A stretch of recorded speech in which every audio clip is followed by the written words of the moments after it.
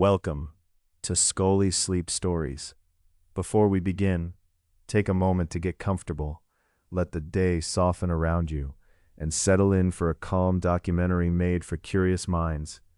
If these stories help you rest, learn, or simply enjoy a quieter part of the day, please consider liking this episode and subscribing to the channel. Now, when you are ready, let us begin. Chapter 1: A Small Light in the Darkness. Imagine a room at the close of day. The windows have gone dark, and the corners have softened into shadow. On a table near the center of the room stands a single candle. Its flame has just been lit. For a moment, the light wavers, then it settles into a steady glow, a small oval of warmth resting on the wood. Nearby pottery catches a faint gleam. A cup, a spoon, and a folded cloth become gently visible, drawn out of the darkness by this one modest light. On a piece of metal, the flame leaves a narrow golden reflection. In the window glass, it appears again, quieter and farther away. It is a scene that could belong to almost any century. Long before people understood the chemistry of a flame, they gathered around lights much like this one. The materials changed over thousands of years. Methods of making and tending light became more refined, yet the essential experience remained remarkably familiar. A person, a little pool of light, and the quiet hours after sunset. Firelight is ancient. Human beings learned to tend and carry controlled fire long before anyone shaped the first candle. For countless generations, a hearth served as the heart of a home. It provided warmth, cooked food, and cast a shifting glow across walls, floors, faces, and tools. When people needed to move after dark, or to work at a task beyond the hearth's reach, they found other ways to carry flame. They might burn a splinter of resinous wood. They might use a torch made from combustible material attached to or forming a handle. They might fill a shallow vessel with animal fat or plant oil and rest a fiber wick at its edge. These lights overlapped in purpose, but they were not all candles. When we speak of a candle, we generally mean something quite specific. A candle is a wick embedded in or surrounded by a solid or semi-solid fuel. An oil lamp holds liquid fuel in a vessel. A torch carries combustible material on a handle.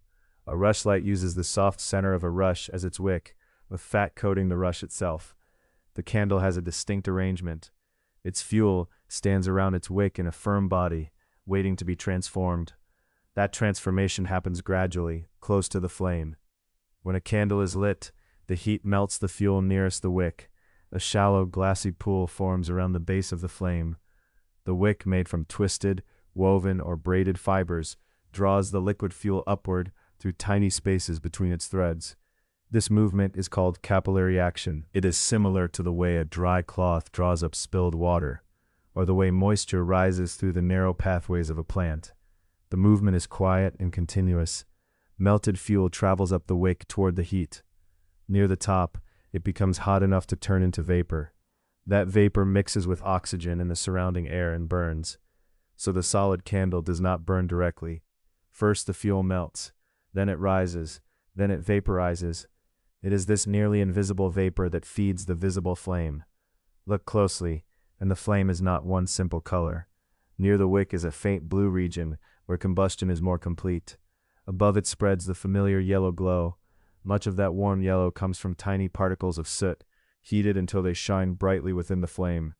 A candle flame may appear still, but it is always responding. A soft current of air makes it lean. A changing supply of fuel alters its shape.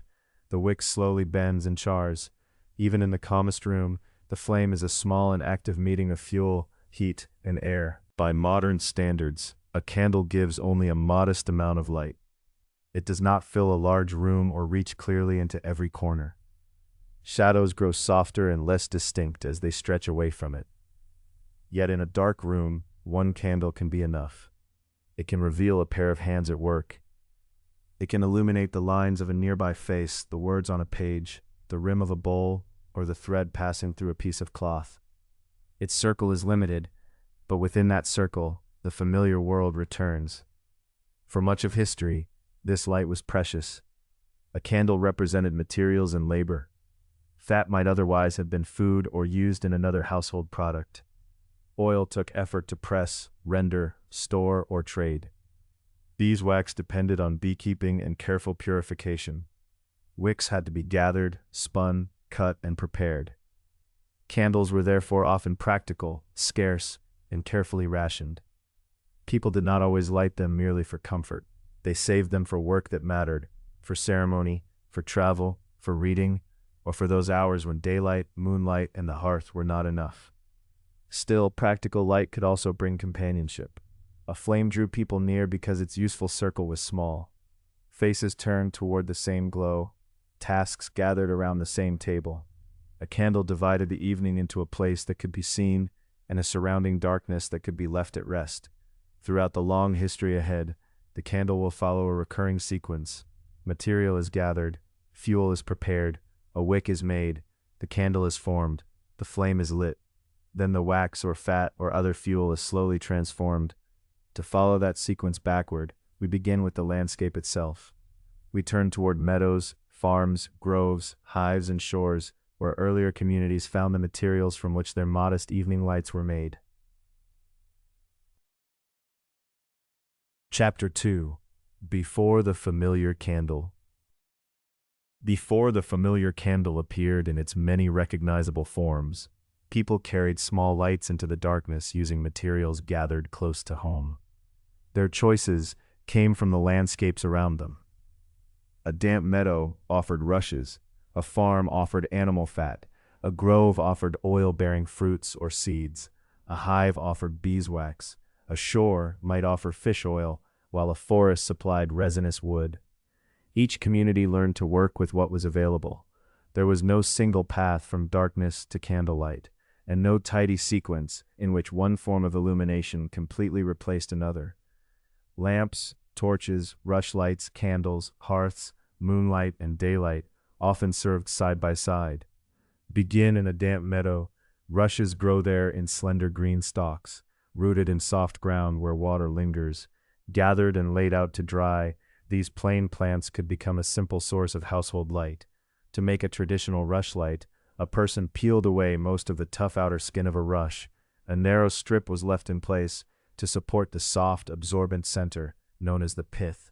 Once prepared and dried, the rush was coated with melted fat. The pith absorbed the fuel, and the rush itself served as the wick. When lit, a rushlight produced a small flame. It was not a candle in the strict modern sense, because it did not contain a separate wick, surrounded by a solid body of fuel. The rush was both support and wick, with the fat lying along its surface.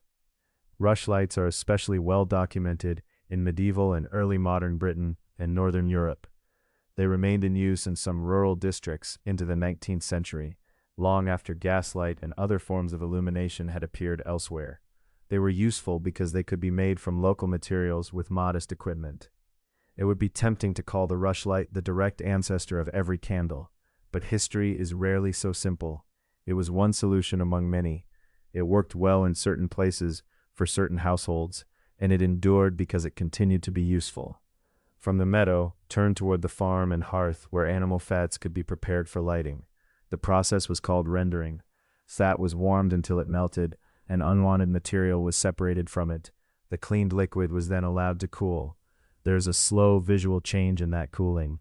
The warm fat begins as a clear or golden liquid. As the heat leaves it, the liquid clouds and becomes opaque. At last, it settles into a pale solid known as tallow. Tallow might be coated onto a rush, burned in a simple lamp, or formed around a separate wick to make a candle. The hive provided another material. Beeswax is produced by honeybees to build their comb. People knew it not only as a fuel, but as a useful substance for craft, ritual, medicine, sealing, and many other purposes. It generally made a firmer and more agreeable candle than ordinary tallow, but it was harder to obtain and more expensive. Along the shores and in regions rich in cultivated plants, liquid oils often supplied the most familiar evening light. An oil lamp was a small vessel holding liquid fuel, with a wick placed at or near the rim. The wick drew oil upward, and the flame burned at its tip. Around the ancient Mediterranean, olive oil lamps were especially widespread. Elsewhere, people used sesame oil and other plant oils. Coastal communities might use oils rendered from fish. The shape of the vessel varied, but the principle remained simple. A reservoir held the fuel, and a wick brought that fuel to the flame. A shallow lamp might rest on a ledge or a low table beside the hearth. Its flame would not make a room bright by modern standards. It would create a small point of visibility, enough for nearby work or movement.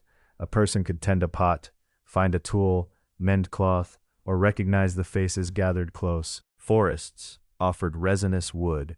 Resin helped wood catch and burn with a bright flame, making it useful in burning splinters and torches. A torch was combustible material attached to, wrapped around, or forming a handle. It was more suitable for movement and short periods of stronger light than for quiet work at a table. All of these forms of illumination required resources. Light was never truly free. Fat could be eaten or traded. Oil required plants to be grown, harvested, and pressed, or fish to be caught and processed. Wax required the work of bees and beekeepers. Rushes had to be gathered, peeled, dried, and coated.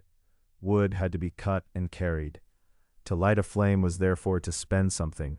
In many homes, people used light carefully. They arranged work around daylight and completed evening tasks close to the hearth. Moonlight sometimes helped outside, while seasonal routines shaped when people rose and rested. It is important to be cautious about ancient origin stories. A familiar claim says that Egyptians made rushlights around 3000 BCE. This statement is repeated often, but the evidence does not securely support such a precise claim. Ancient Egypt offers strong evidence for oil lamps and for the use of beeswax, but not for a certain first candle at a certain date. Organic materials rarely survive well, and ancient terms for lighting devices can be difficult to translate. An object described today as a candle might once have been understood as a lamp, torch, or another form of portable light. Rather than looking for one perfect beginning, we can imagine many experiments.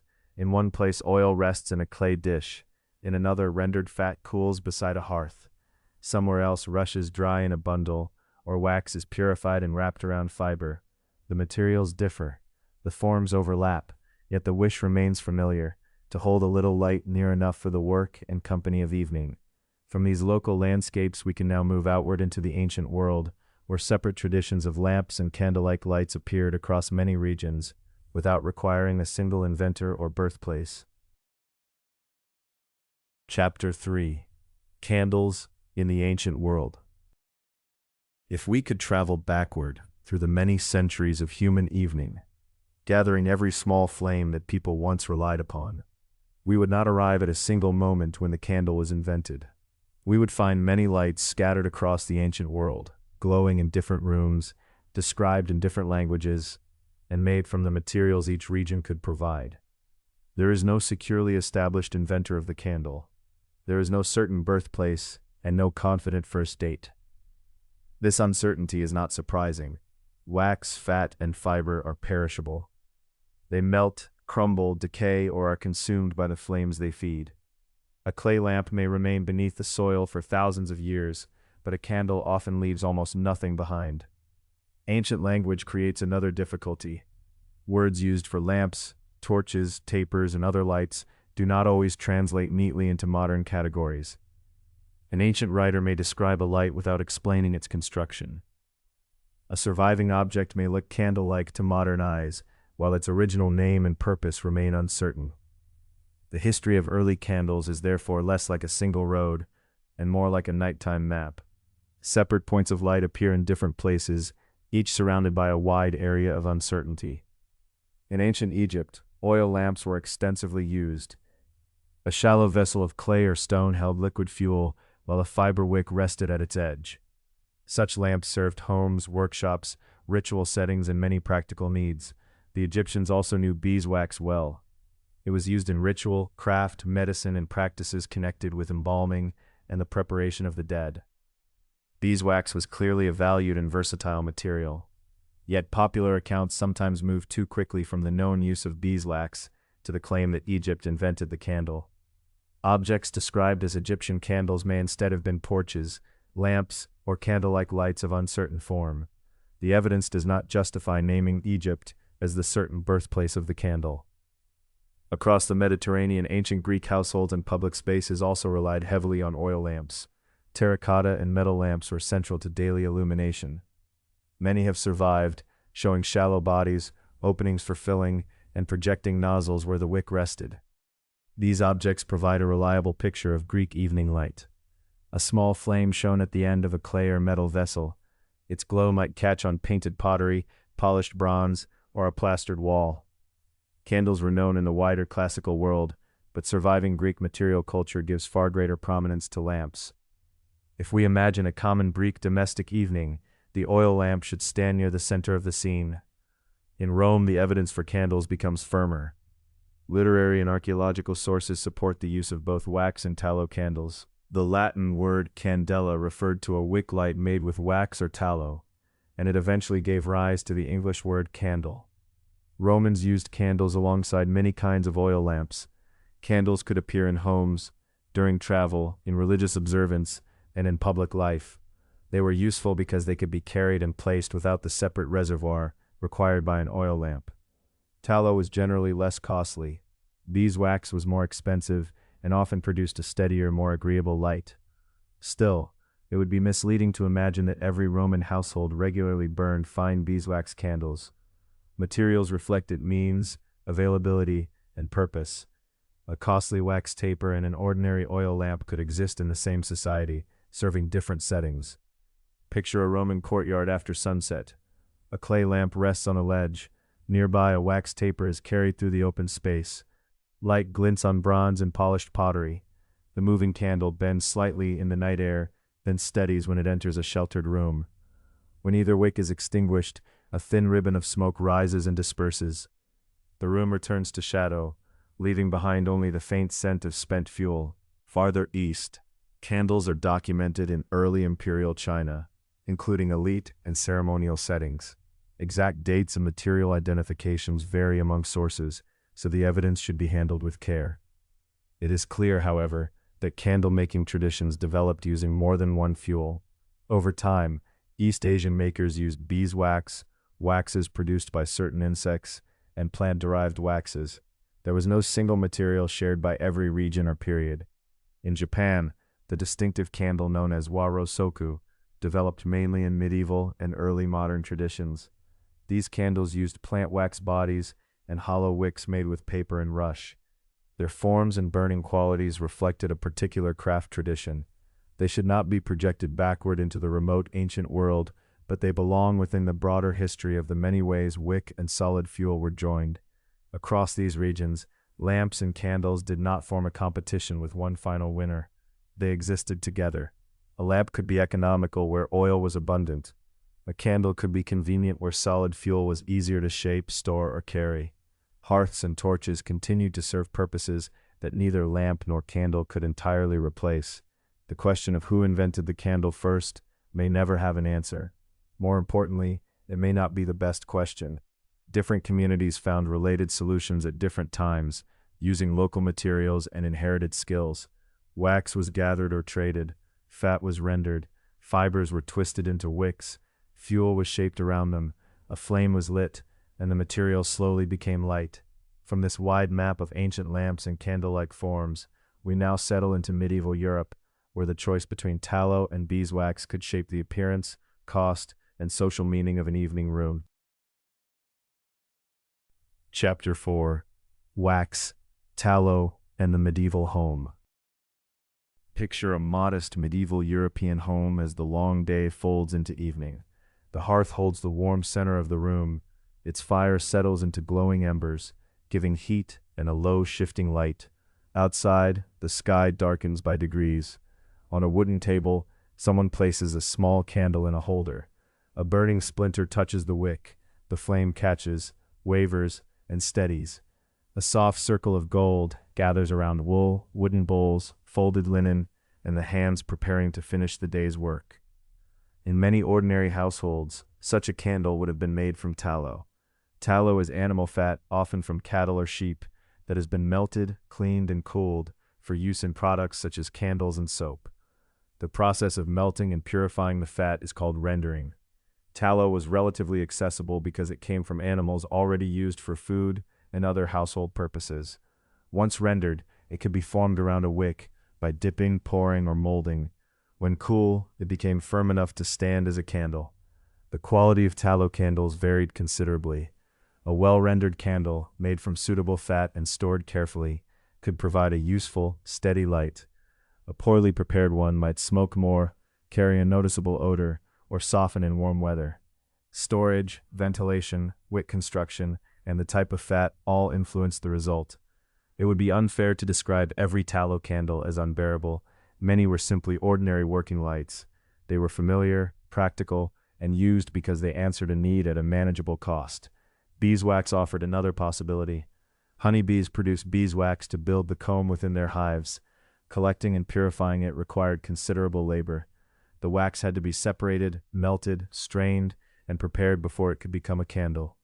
Beeswax generally produced a firmer and more pleasant candle than ordinary tallow.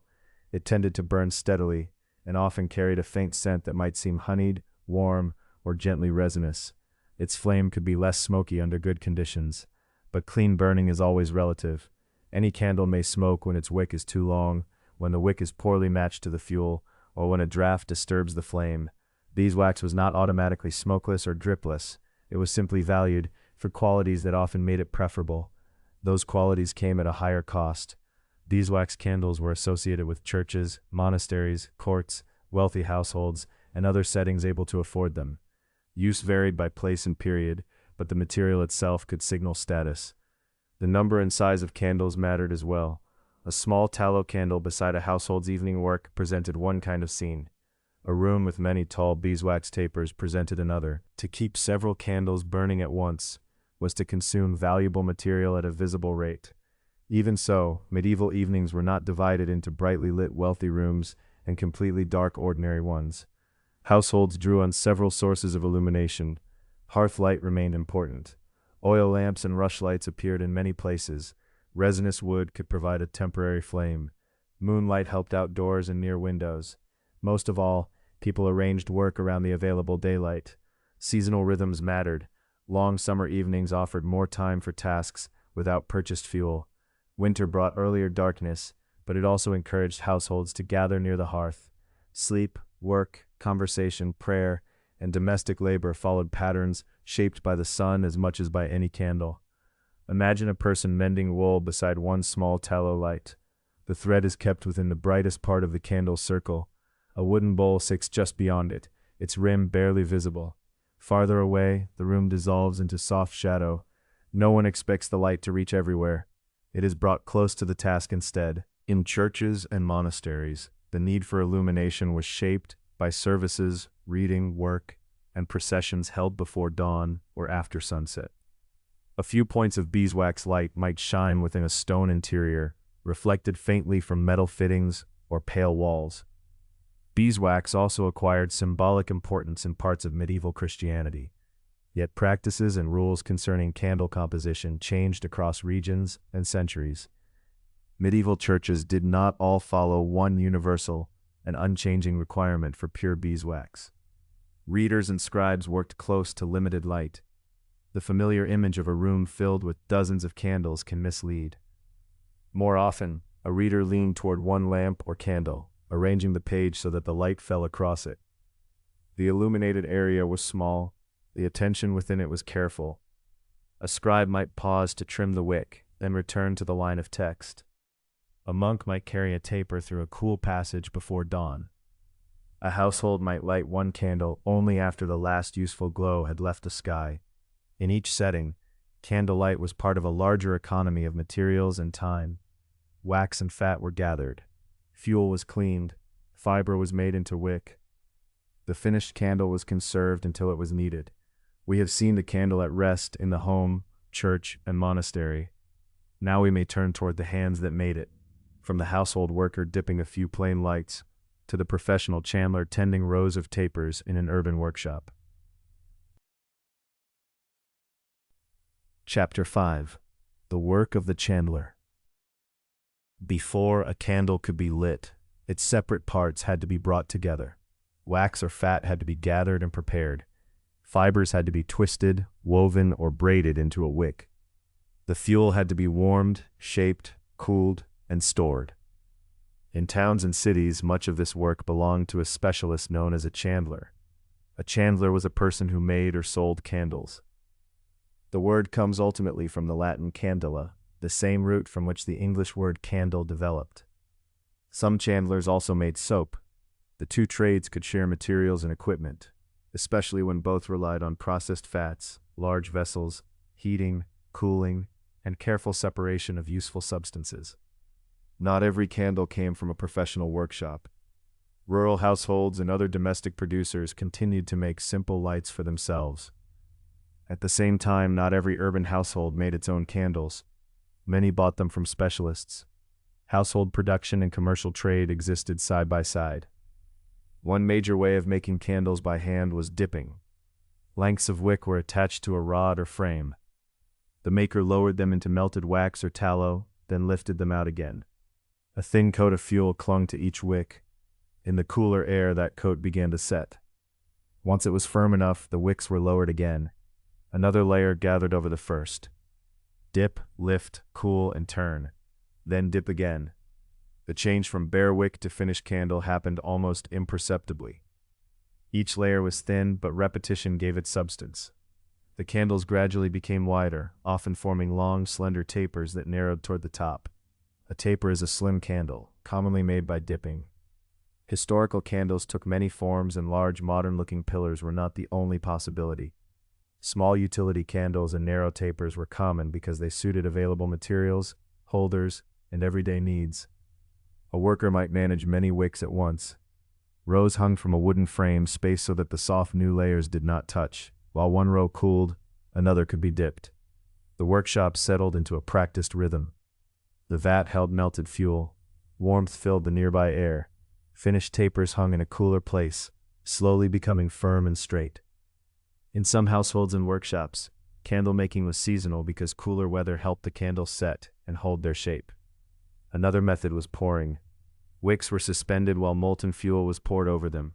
The liquid ran downward, leaving a coating that cooled around the fibers. Excess fuel was collected below, remelted, and used again. Molding used a different arrangement. A wick was positioned inside a rigid mold, and melted fuel was poured around it. When the material cooled and hardened, the candle was removed. Improved metal molds later made this method increasingly important, because they could produce regular shakes with less variation. At the center of every method was the wick. Wicks were made from fibers such as flax and hemp, and later, increasingly, cotton. Their construction strongly affected the candle's behavior. A wick needed to draw enough liquid fuel upward to sustain the flame. If it drew too little, the flame would be weak or might go out. If it drew too much, the flame could grow large and smoky. Wick size, twist, fiber, and relation to the candle's diameter all mattered. Many early wicks remained relatively straight while burning. Their charred ends could grow long, creating smoke and sometimes forming a dark lump. The wick therefore needed periodic trimming. Historically, trimming the charred wick was known as snuffing. In later everyday speech, the same word often came to mean extinguishing the candle. In the chandler's world, however, snuffing could be part of keeping the flame alive and clear. The person tending a room of candles might move from flame to flame with a wick trimming tool. A small piece of char was removed. The flame briefly changed shape, then steadied. Good light depended not only on the candle maker's work, but also on the care given after the candle was lit. In many European towns, guilds oversaw skilled trades. Guilds might regulate training, quality, trade, and prices. They could define who was permitted to sell particular goods and what standards those goods should meet. Wax chandlers and tallow chandlers sometimes belonged to separate organizations because they handled different materials and served different markets. London's wax chandlers and tallow chandlers developed as distinct civic companies, each with its own history. Exact dates and guild histories depend on whether one is referring to an early association, formal incorporation, or a royal charter, so broad descriptions are often more reliable than a single simplified date. The separation also reflected the social world of candlelight. Tallow candles met many ordinary needs.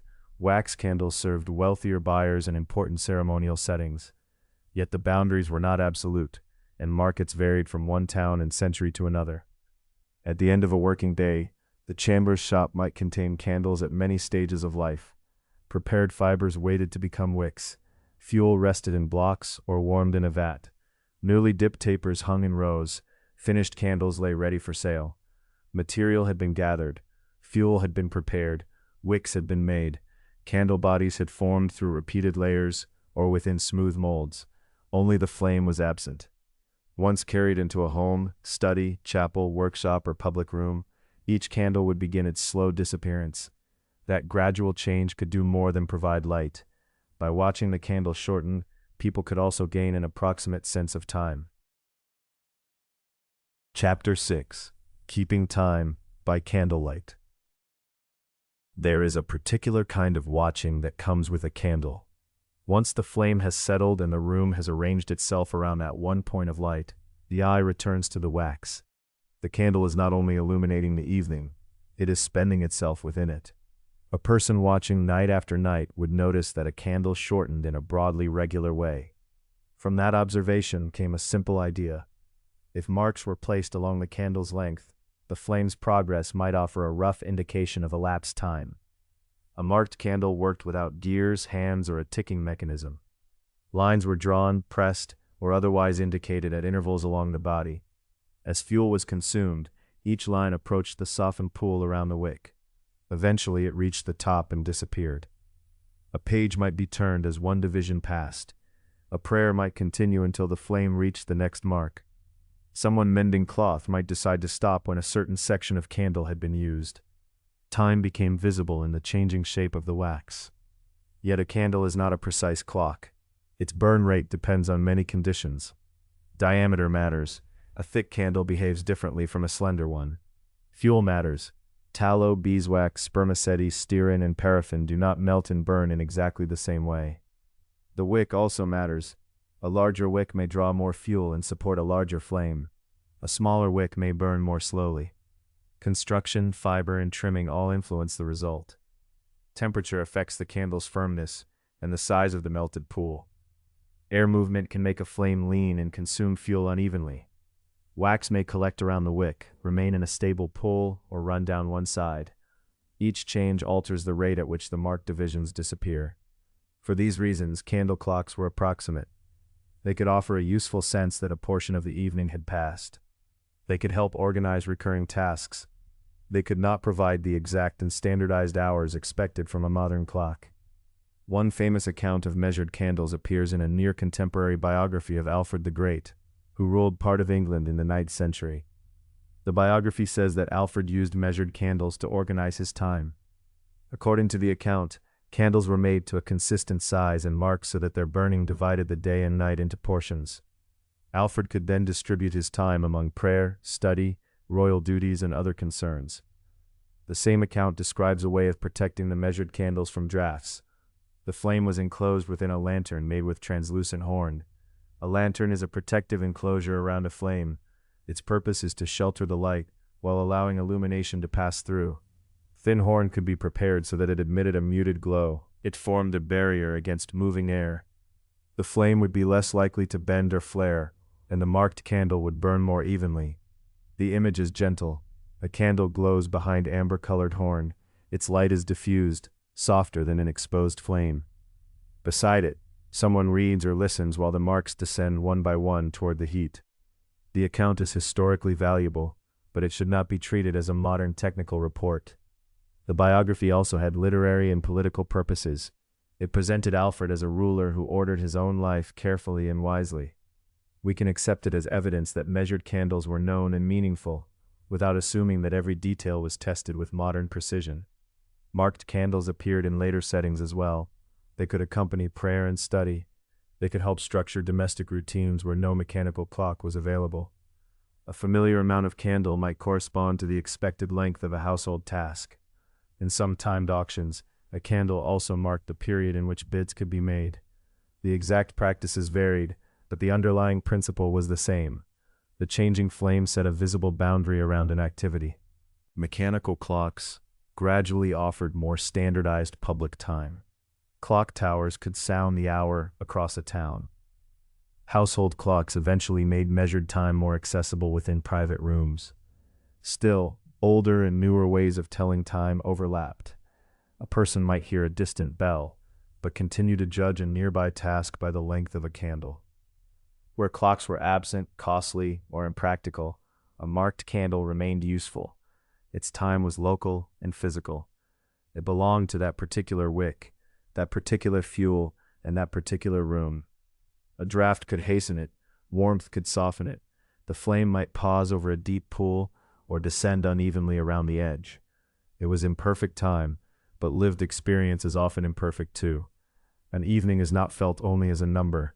It is felt as a series of pages, stitches, conversations, prayers, cooling embers, and sections of candle slowly transformed. A mark approaches the warm pool. The flame bends gently, then straightens. Another portion of wax becomes liquid, vapor, heat, and light. From this quiet measuring of time, we turn toward the meanings people have given the flame itself. Across religious, civic, and personal traditions, candles have marked moments of welcome, remembrance, celebration, prayer, continuity, and gathering. Chapter 7: Light in Worship and Ceremony. A particular quiet often settles over a room when one flame is lit before many people. Conversation softens, movement slows, attention turns toward the small point of light. Across many cultures and centuries, people have brought candles and other tended flames into meaningful moments. A candle may represent presence, prayer, remembrance, celebration, continuity, or a passage from darkness into light. These meanings are not identical. A flame that carries one significance in one community may carry another elsewhere. Even within a single tradition, meaning can shift across time, place, and individual experience. The material may be shared, but the interpretation is not universal. In many Christian settings, candles gradually became woven into worship. They appeared on altars, in processions, and at vigils. They provided practical light while also taking on ceremonial meaning. One important example in many Christian traditions is the Paschal candle. Its lighting belongs to particular spring observances, and smaller flames may be lit from it. One flame passes light to another, and then another. The first is not diminished by the sharing. Instead, a dark interior gradually fills with separate points of light. Beeswax held special importance in many churches because of its quality and symbolic associations. Yet rules concerning candle composition changed over time and differed from place to place. It would be inaccurate to imagine that all medieval or later churches used only pure beeswax under one unchanging rule. Local supply, cost, custom, and religious requirements all played a part. The historical picture is varied, even when the glow itself looks simple. In Jewish practice, candlelight has its own distinct place. Candles are customarily lit to welcome Shabbat, marking the transition from the ordinary week into a period of rest. The act creates a boundary in time, expressed through light. Candles are also central to modern Hanukkah observance. Flames are kindled across successive nights in a familiar pattern. Yet an important historical distinction should be preserved. The ancient Hanukkah story concerns sacred oil. Wax candles should not be projected backward into the ancient temple. Earlier Jewish lights were oil lamps, not necessarily the candle menorahs familiar in many modern homes. In Buddhist and Hindu traditions, oil lamps and butter lamps have often been more traditional than wax candles. A wick rests in liquid fuel or clarified butter, and the flame serves within practices shaped by the history and teachings of a particular community. Candles also appear in many modern Buddhist and Hindu settings. Old and new forms of light may stand together, just as lamps and candles have done throughout much of history. The point is not to reduce them all to one symbol. It is to notice that human communities repeatedly shape light according to their own beliefs, materials, and inherited practices. Candles also enter secular ceremonies. They appear on birthday cakes, at memorials, in civic vigils, and during seasonal celebrations. A candle may be lit in public among hundreds of people, or in private before a single photograph or empty chair. The modern birthday candle custom has several possible antecedents, including European traditions. Claims that it descends through one simple, direct line from ancient Greece are too certain for the available evidence. Like many customs, it appears to have developed gradually, gathering different influences over time. The modern form is familiar. Colored candles rest upon a cake. Their wax becomes translucent at the edges as the flames warm it. Faces gather within the shared light, and for a moment the candles mark a life measured not in hours, but in years. At a memorial, the atmosphere is different. A person pauses before lighting the wick. The flame catches. No explanation may be needed. The act itself creates space for memory. During a civic vigil, candles may be lit one from another. The light moves slowly through a crowd. Each person holds a separate flame, yet the gathering makes the many lights appear connected. In a procession, movement occurs at walking pace. Flames tilt gently with each step. Hands shelter them from air currents. A dark path becomes punctuated by warm points of gold. None of these scenes means exactly the same thing. Celebration is not remembrance. Private prayer is not civic gathering. A Shabbat candle is not interchangeable with a Paschal candle, a butter lamp, or a birthday flame. Still, there is a recurring physical action beneath them. Material has been gathered, fuel has been prepared, a wick has been set within it. The flame is lit at an appointed moment, then the candle remains present while something human unfolds. It asks for attention without demanding noise. It gives light while slowly changing shape. It makes time visible, yet does not hurry it. Until now, many of our candles have remained in sheltered interiors. But flames were also needed on ships, in streets, and in theaters. In those settings, the evening air moved more freely, and light had to be protected, directed, and tended with care. Chapter 8: Candles at Sea and in Growing Cities. Candlelight was needed far beyond the household room, workshop, church, or study. It was needed where ships moved through dark water, where streets stretched beyond the hearth, and where theaters and assembly rooms remained active after sunset. In these wider spaces, a small flame had to be guarded. Consider a wooden ship at night. Timber, rope, canvas, and stored goods required open flame to be carefully protected and supervised. Candles could be used in cabins and working spaces, but they were commonly enclosed within lanterns. Oil lamps were also used, and arrangements varied by period, vessel, and purpose. A lantern surrounded the flame with a protective structure. Some used horn panes or other thin, translucent materials. Later forms might use glass. The enclosure allowed light to pass while reducing the effect of moving air. On a gently rocking ship, the lantern moved with the vessel. Its reflection trembled on polished wood or dark glass.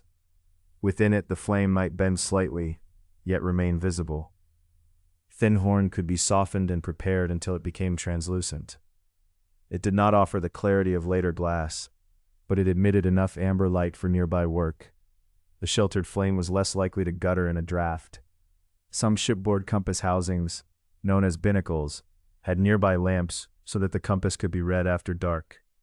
A binnacle was a protected housing for the ship's compass. Its construction changed over time, and not every nearby light was candle-powered. The candle itself did not navigate. It only illuminated an instrument or working space. Sailors relied on compasses, charts, celestial observations, practical experience, and in later periods, chronometers. The chronometer helped sailors determine position through precise timekeeping. It belonged to a very different technological tradition from the marked candle. The candle offered local illumination. The compass, observations, chart, experience, and clock contributed to navigation. Lighthouses also require a careful distinction.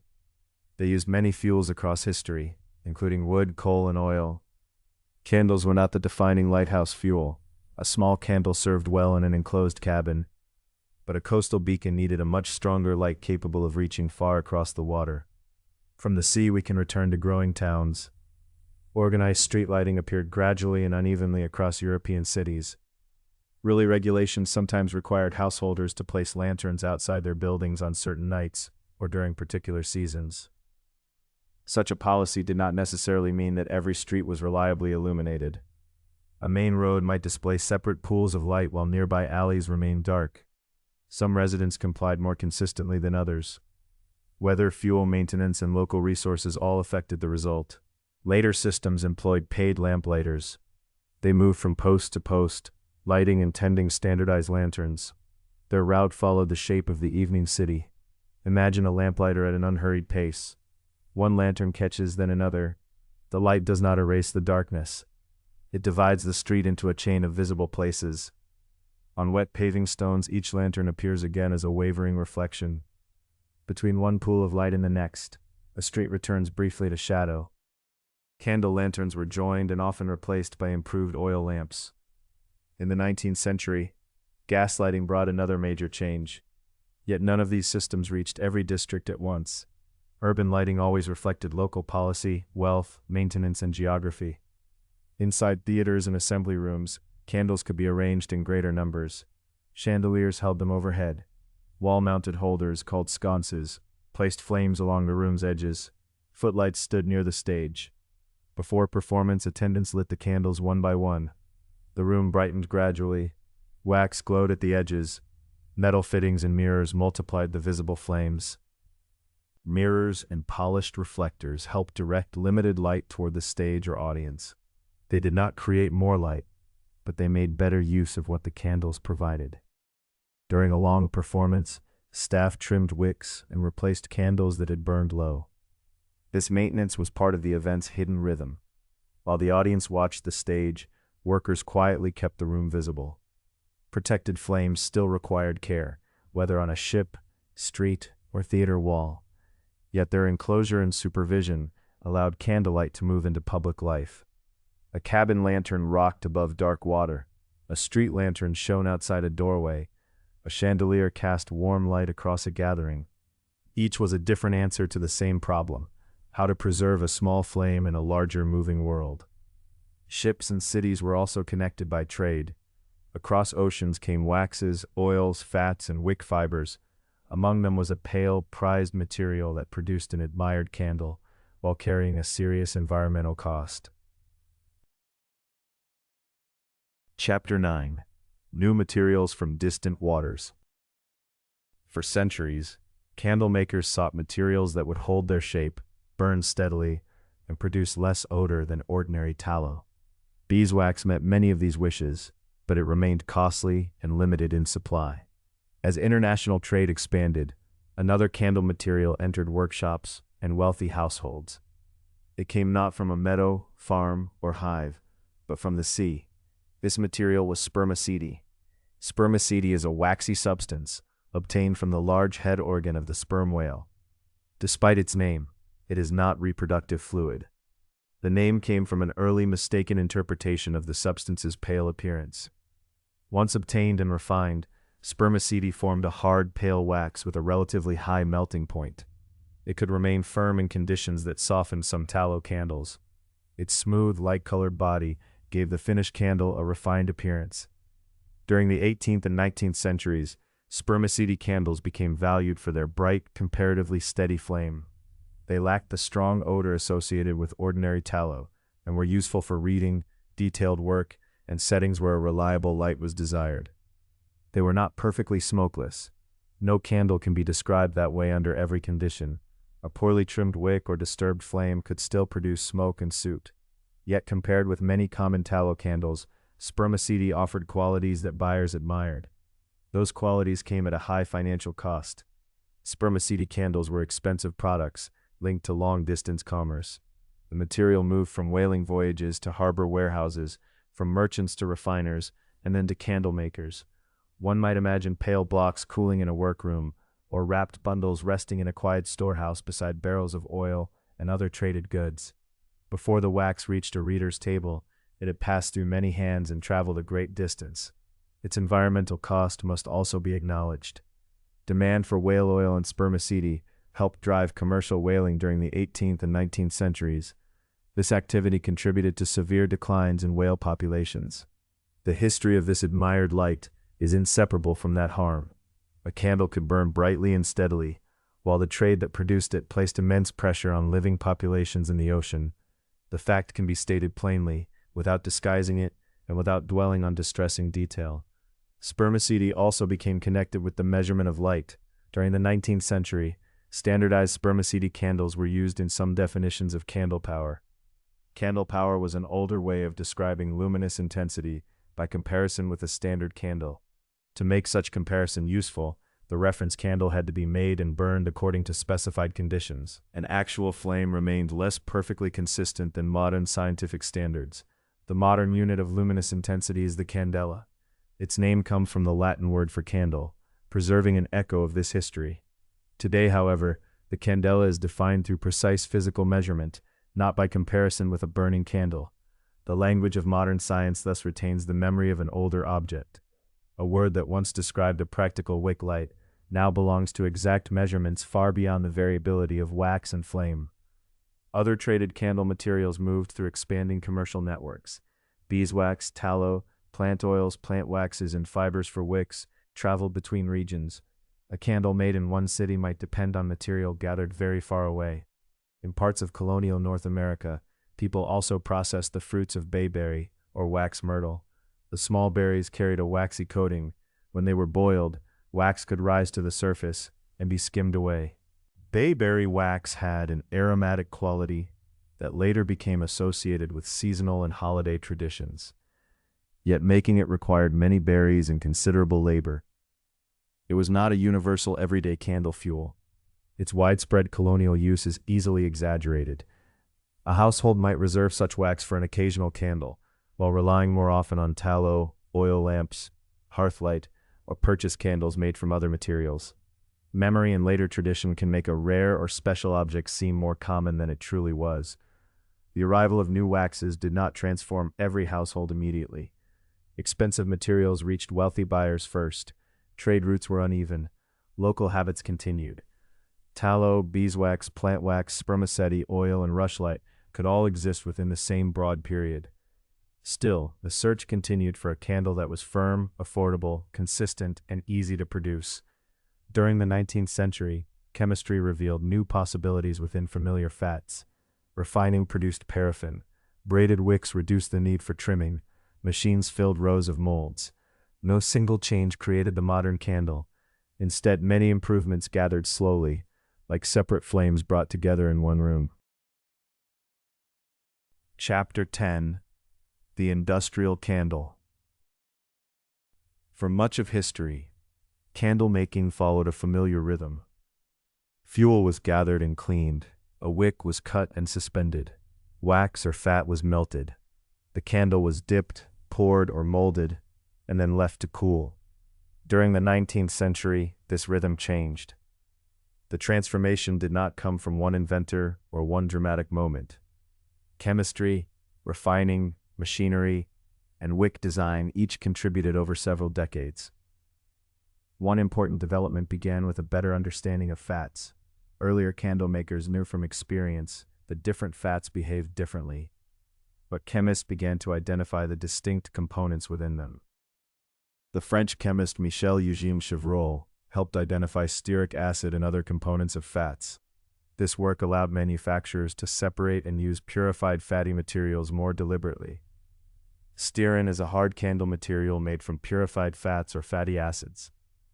Compared with many ordinary tallow candles, stearin candles were firmer and more stable. They could hold their shape better and burn more evenly. In 1825, Chevreul and Joseph-Louis Gay-Lussac received a patent connected with making candles from purified fatty acids. This was an important step, but it was not the single invention of the modern candle. It belonged to a larger and gradual change in the understanding and processing of fuel. The stearin candle still followed the old physical sequence. Heat melted fuel, the wick drew it upward. Vapor burned near the flame. The improvement lay in the material's consistency and behavior. Another significant material appeared in the 1830s. Carl von Reichenbach identified paraffin wax while studying products of wood tar. Paraffin is a pale wax that later became widely available through coal and petroleum refining.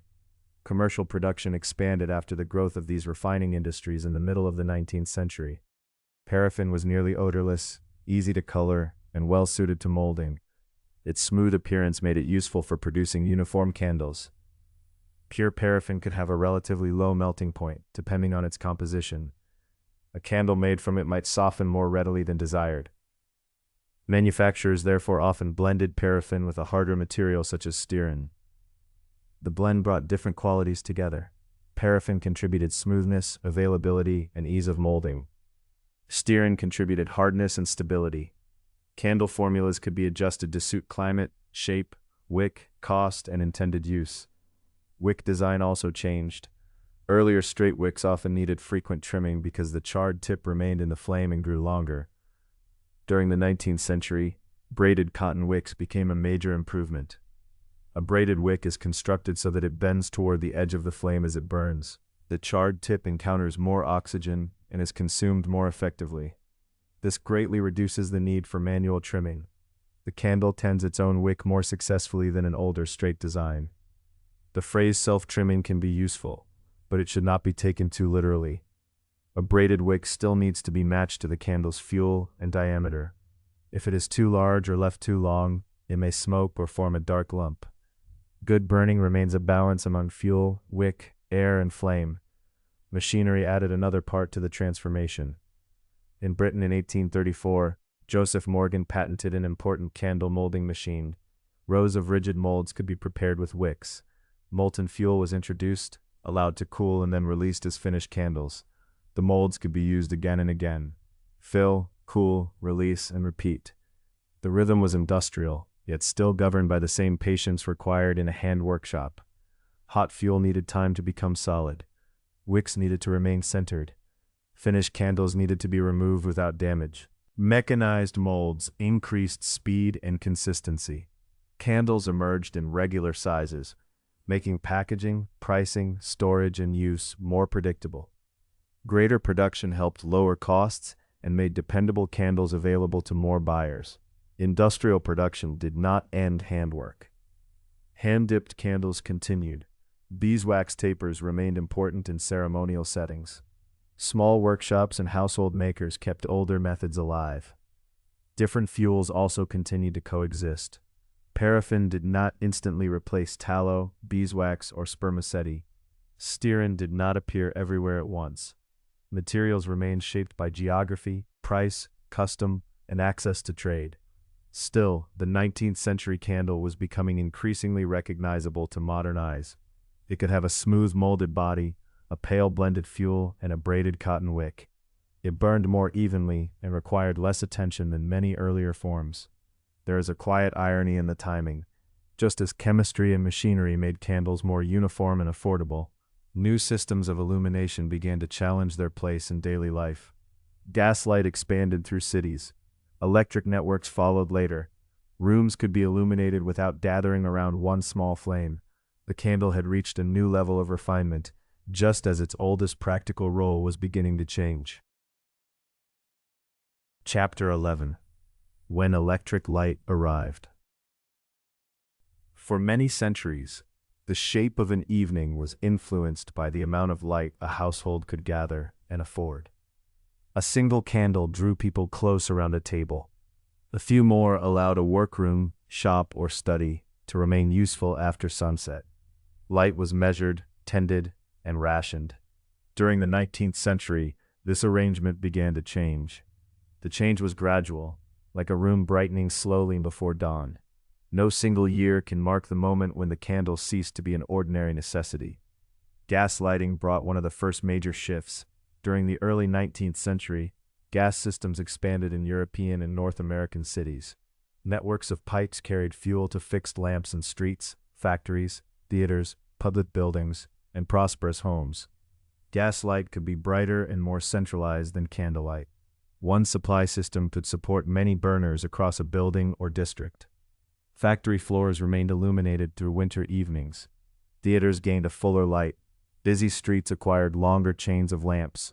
In wealthier homes, a gas fixture could cast light more widely than a single candle. Yet gas did not reach every place or every person. Networks favored areas where installation made financial and practical sense. City centers often changed before outer districts. Villages and rural homes might remain beyond the pipes. Even within a gas-lit home, candles could continue to serve. A gas fixture might illuminate the principal room, while a candle waited on a shelf to be carried into a hallway or bedroom. An oil lamp might stand elsewhere. Several forms of lighting often existed side by side. History did not advance by removing every older light as soon as a newer one appeared. From the late 19th century onward, practical electric lighting began to spread. Its arrival depended on electrical networks, generating capacity, geography, housing conditions, cost, and household income. Large cities and prominent public buildings often adopted electric lighting first. Hotels, theaters, commercial streets, and prosperous homes displayed the new technology. Other districts waited for wires, affordable service, or suitable housing. Rural areas and poorer households could continue using candles and oil lamps for decades. Adoption followed many different schedules in different countries and regions. There was no universal moment when the world simply switched from flame to electricity. When electric light entered a room, it altered the visual character of the space. Light reached corners that candles had left in shadow. A room no longer needed to gather itself around a small flame. To many observers, this was marvelous. Electric light seemed modern, convenient, and powerful. Others worried about cost or found the brightness unfamiliar. Some preferred the warm movement of flame. Discomfort, hesitation, and nostalgia. No response was universal. New electric fixtures often preserved the shapes of older lights. Chandeliers that had once held candles were fitted with bulbs. Wall sconces retained candle-like arms.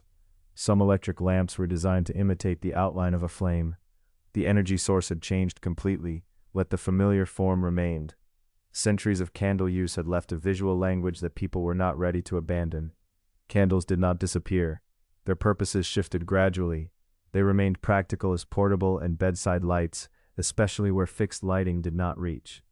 They remained useful during interruptions to gas or electrical service. Many households kept candles stored in drawers or cupboards as a dependable backup. Candles also remained important in religion and ceremony.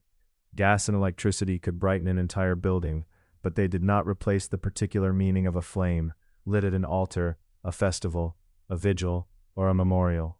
At the table, candles acquired a new role. Once used because no brighter option existed, they were now sometimes chosen precisely because their light was limited. A small flame softened the room and drew attention inward. The candle moved slowly from necessity toward atmosphere. But the categories overlapped for a long time. One household might use candles by choice at supper and by necessity during an outage. Another might rely on them daily because electrical service remained unavailable or unaffordable. Ceremony, decoration, emergency, and ordinary use continued together. An old candlestick might remain on a mantel after wiring arrived. It could stand there as a useful object, a decorative one, or a memory of earlier evenings. When lit, it returned the room briefly to a more intimate scale. Electric light did not defeat the candle. It relieved the candle of much of its daily burden. Once people no longer required a flame simply to see, they could notice other qualities more clearly. The warm color, the movement, the small pool of melted wax, the reflection in a window. The way conversation seems to draw closer when the surrounding room is allowed to remain dim. The candle became increasingly associated with choice, pause, remembrance, and atmosphere. Its practical history did not end. It simply settled into a new relationship with modern light. And so we come to the present, where a candle may be made by a large factory or a small workshop, from petroleum-derived wax, beeswax, or processed plant oils. The materials have changed again, but the flame remains familiar. Chapter 12. The Candle in the Modern Evening. We have followed a small light across a long stretch of time.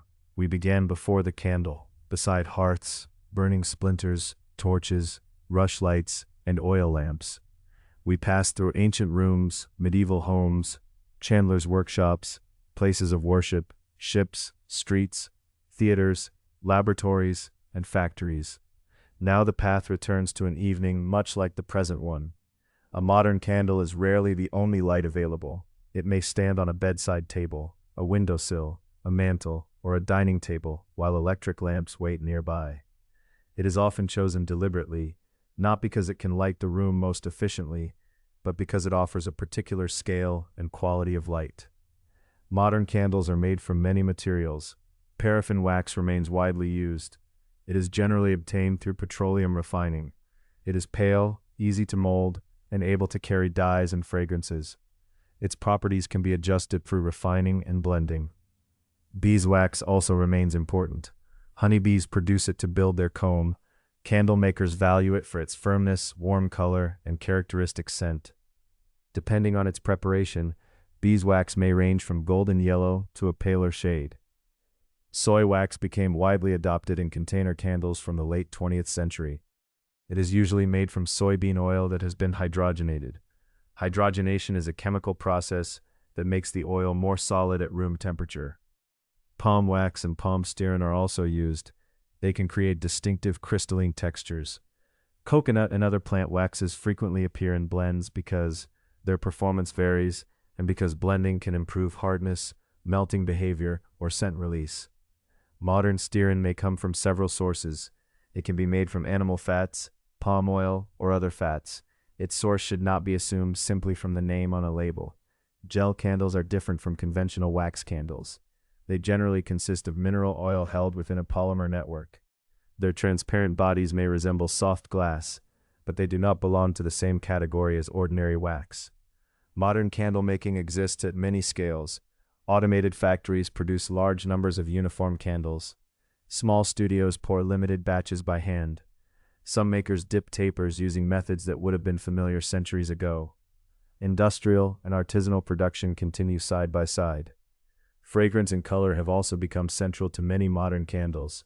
Makers may add fragrance oils, essential oils, dyes, stabilizers, and blends of several waxes. A candle labeled natural, plant-based, or clean burning may sound reassuring, but those words do not provide a complete environmental or scientific description. Natural materials can still require intensive agriculture, processing, and transport. Plant-based materials can come from very different systems of land use and sourcing. The amount of soot or other indoor emissions produced by a candle depends on several conditions. Fuel matters, wick size and construction matter, additives, ventilation, air movement, and burn conditions matter as well. A well-matched wick in a still room generally behaves differently from an overlong wick in a draft. Any candle can smoke if its flame is disturbed or its wick is unsuitable. Fragrance preferences vary. Some people enjoy scented candles, while others are sensitive to them or prefer an unscented flame. Essential oils are not automatically harmless simply because they are natural. A gentle aroma may be pleasant to one person and uncomfortable to another. For a quiet evening, an unscented candle can be enough. Beeswax may carry its own faint warmth of scent. Other candles may have almost no noticeable fragrance at all. Questions of sustainability are similarly complex.